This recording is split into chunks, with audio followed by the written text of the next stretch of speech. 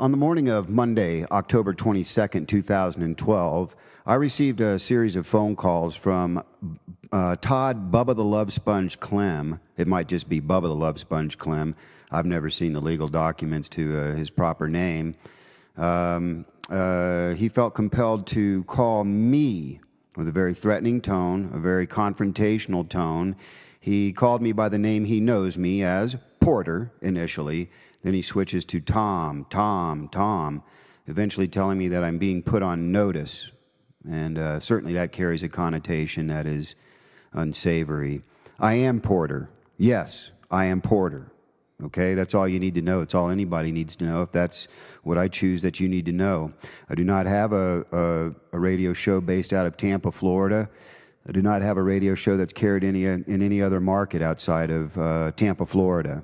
Okay. I've been a frequent contributor, that's true, to Tampa Talk Radio for a number of years, and have always been well received wherever I've, decided to carry on as. Never once in 20 plus years in the Tampa market of call and talk radio programs, eventually being invited in to sit in 3 different stations in Tampa, at one point carrying a 4-hour show with a practiced ease, because quite frankly, man, I'm good at this shit, all right? But all that being said, I've been well received everywhere. Nowhere when I've walked into a radio station to sit in behind a microphone have I ever been asked to sign a release form. In fact, the only thing that those people knew me as was the monikers that I used on the air when I was asked into the studios. You can ask Steve Dumick, who invited in Bud, okay? And I went in as Bud and Mert and Tommy the Family, which is what I use when I'm typically going to kind of be myself in a way. Tommy the Family, and that's where you found this audio that you're hearing now is under Tommy the Family on YouTube, right? So anyway, let's get back to Monday morning, October 22nd, 2012. It should be known that I am a detractor of Bubba the Love Sponge because of the poor treatment I received after being invited into his studios there at 5025 Lemon Street in Tampa, Florida. Primarily to sit in as a fill-in host for a half hour. I'd been calling him. Now, you have to understand, folks, years ago he put a bit of mine. I did a character, Peter from the Diocese. He put Peter from the Diocese on what I would suspect is thousands of his CDs. He has played bits of mine under different names and monikers on his website. He's re-aired my bits ad infinitum. I suspect that they were requested bits. Peter from the Diocese was huge. People were very divisive over Peter from the Diocese. I called him as Mert. Mert is a redneck biker who happens to be a dog lover and hates Harley Davidsons. And one time, I actually put the two of those characters together in a phone call. I tied in Mert and Peter from the Diocese, I think it was. And boy, Bubba hopped on the horn. You have to understand, folks, they would hold me through commercial breaks and stuff like that. I would call with just as something would pop into my head, I would have to react to the show, and I would do just that. I would pick up the phone and I would react. And I would quickly formulate, something that I was going to say. Never serious at all. Always designed to throw, the show off kilter just a little bit, but in a fun-loving way.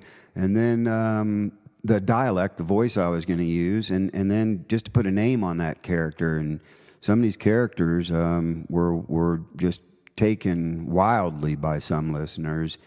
And, if the man said it on the radio, it's got to be true, man. I heard the man on the radio say it, so, it's true. And that's your typical, I think, BTLS listener is somebody that just accepts everything verbatim that they're being told, particularly by a host of a show. He, of course, has the greatest status of all. And if you're perhaps simple-minded about the things you hear on the radio and don't seek out radio as a form of entertainment, then I think you're in trouble. And somebody that perhaps is a little bit more savvy than you will cull you into their, quote unquote army, and have their way with you, manipulate you in many different ways. Well, I'm not one to fall prey to to those things. Be real honest with you. What I do is just fun and lighthearted. Bubba was told by his co-host at the time that he had made a mistake in inviting me into his studio, that I was going to knock one out of the park. And, gosh, I mean, Tucker Carlson had very kind things to say about me in subsequent phone calls, to where Bubba, of course, had to tell him that we weren't talking about Porter anymore. His friend Howard Stern found me compelling, and indeed had his, at the time, my understanding is he's no longer with him, or maybe the channel isn't there anymore, or whatever, I don't understand, but Steve Langford from Howard 101 News called and did an interview as well, and Howard said that I was compelling. I think both of these things stabbed at Bubba, to be honest with you. And in any event, to give you an idea of what Porter was born of, in late 2009, it became evident that Bubba was just mailing his show in. It was very weak on true content, and that everything was just a pat setup, that all you needed to do is have an intern feed you 5 news stories, not particularly of the day, mind you,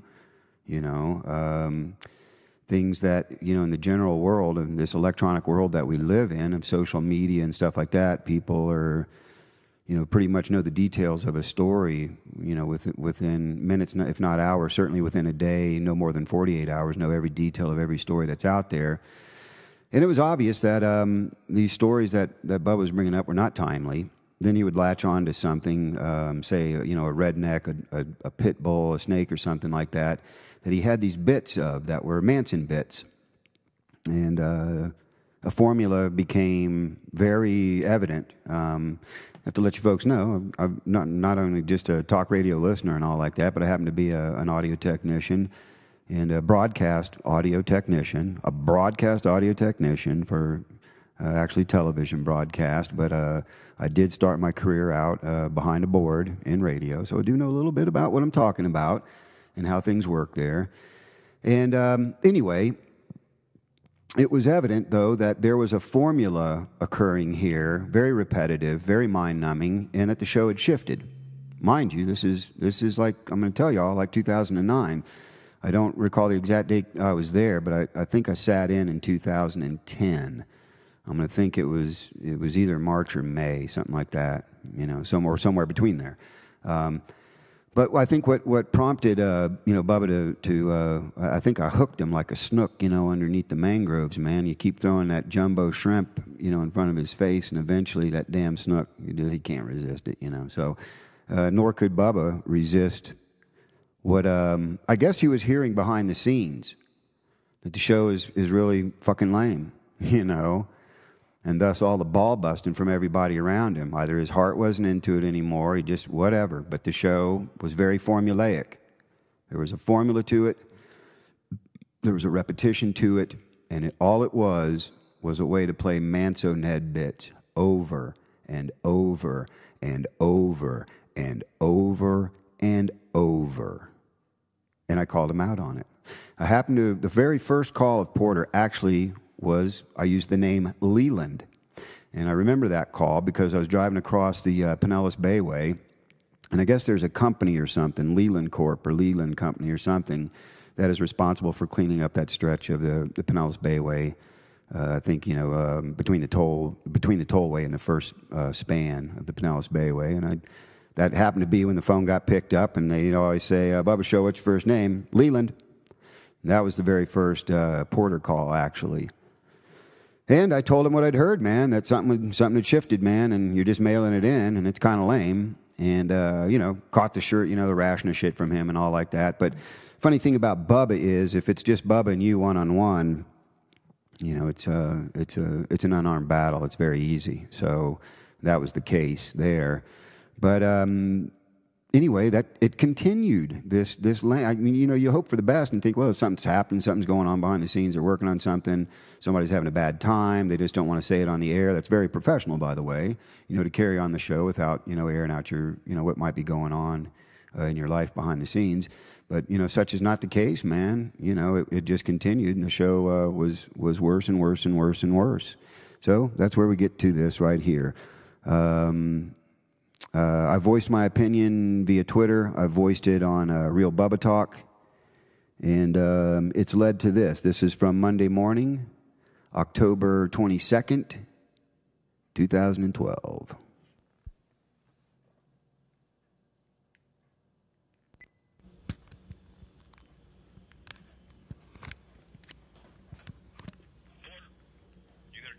Be a fucking pussy. Sorry? You gonna talk? You gotta be a fucking pussy and hide behind your Twitter all day. Who's this calling? This is Bubba. Bubba, what are you calling me for? Why did you hide your why did you hide your number? Why did you dial under a private number, Bubba? Tom. Bubba, why did you call under a private number? What do you have to hide, Bubba? What do you have to hide? With me, Tom. You threatening me, Bubba? Just keep fucking with me, okay? You threatening me, Bubba? I like it. Keep fucking with me, okay? Oh, buddy. You don't have a fucking job with the buddy. PBA anymore. Get back to me, okay? I'm not with the PBA. I'm not with the PBA. Hey, Bubba, why did you use why'd you hide your number, Bubba? Hey, Bubba, I'm not afraid of you, you fat fucking piece of shit. I'll call you from the number. Why don't you do that, you fat fucking piece of shit? So that was Bubba calling me under a private number, too afraid to hide, or too afraid to fucking confront me as a person, as a goddamn man. Yeah, I'm waiting on your fucking call, Bubba. So Bubba's calling me from 813-287-1479. To make sure we're clear on something, I recorded that last call. I'm recording this one, fat fuck. What do you got to say, bitch? I don't care if you record. I don't care if you're recording. Good. Me, okay, buddy? Oh, I'm going to fuck with you all day long. Psycho. I'm going to fuck with you. And I will get to the fucking bottom of this, okay? I'll get to the bottom of it, okay? What are you going to get to the bottom of, Bubba? Bubba, why are you calling me? Why are you calling me, Bubba? It's not a big deal. It's not a big deal. It's not a big deal, is it? Why are you calling me, Bubba? Just keep Answer me, Bubba. You called me. Why are you calling me, Bubba? Why are you calling me, Bubba? I'm putting you on notice, kiddo. Okay? What? Oh, you put me on notice for what? Tell me what you're putting me on notice for, and when I'm being put on notice, and what will be the repercussions. Number one, what am I on notice for, Bubba? Oh, he hung up. Just so everybody knows, he hung up. Okay, well, the next fucking phone call. I'm on notice, huh? All right, I got another phone call for you.